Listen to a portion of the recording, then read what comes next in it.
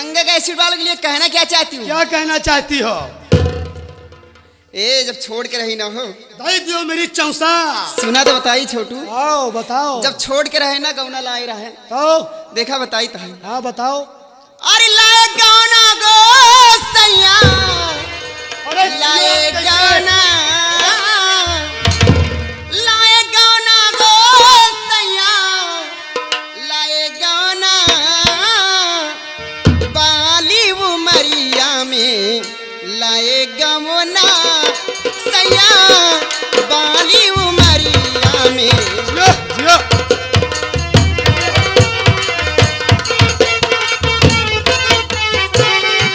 लाए गौना,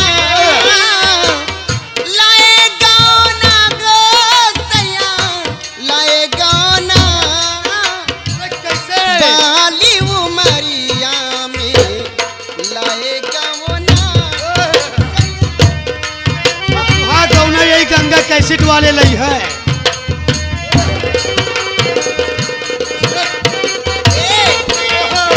उस्ताद जी, हाँ जी। यार की कमाई में तो अरे कैसे? न जानाली।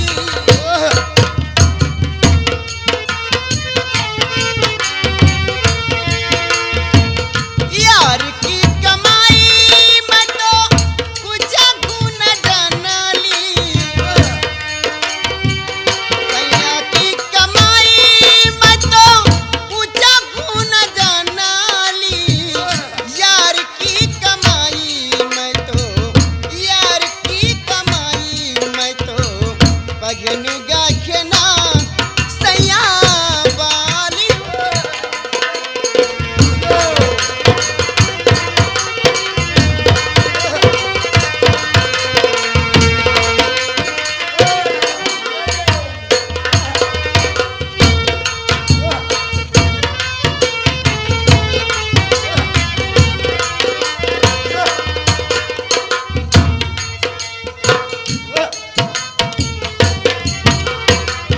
सैया की कमाई में तो कुछ गुण जानाली।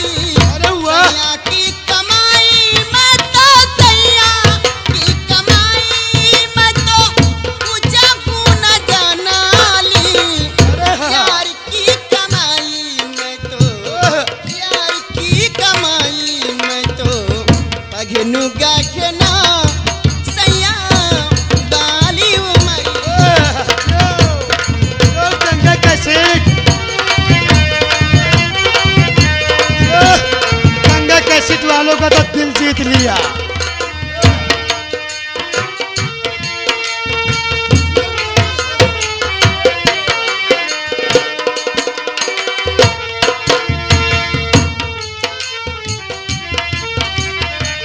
सैया के बुलाए मैं तो कबा गुन बोलानी। अरे कैसे? गंगा कैसेट वाले से तो बोल दियो। ए सैया के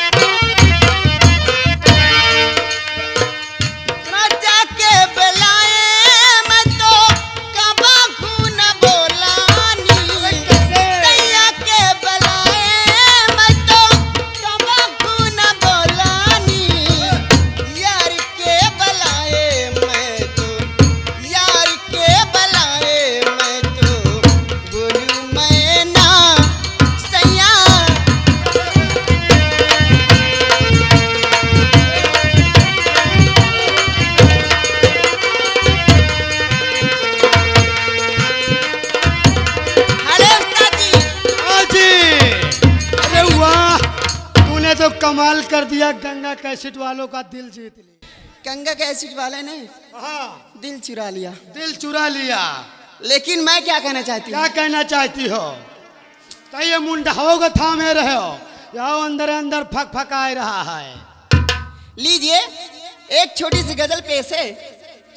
गजल की पहली चंदता आप लोग खिदमत पेश करना चाहती हूँ, सभी लोग समाज फरमाइएगा।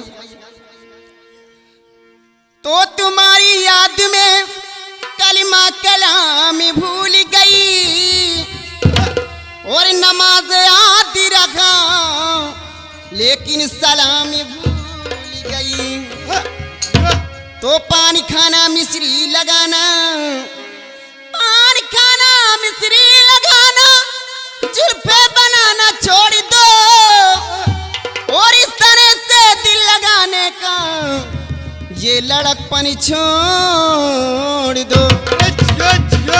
तो गोरे सबाब पे, गोरे सबाब पे मालिक के मेहरबानी बा, जरा अखियाँ खोल के देखा राजा मोरी चढ़ी जमानी देखो बा। गंगा कैसेट वाले, जवानी आए कि नहरिया के पानी आए। लीजिए कहना क्या चाहती हूँ? क्या कहना चाहती हो? और सजाए खूब मिली हो, सजाए खूब मिली तुमसे दिल लगाने की, हाँ सजाए खूब तुमसे दिल लगाने की, हाँ सजाए खूब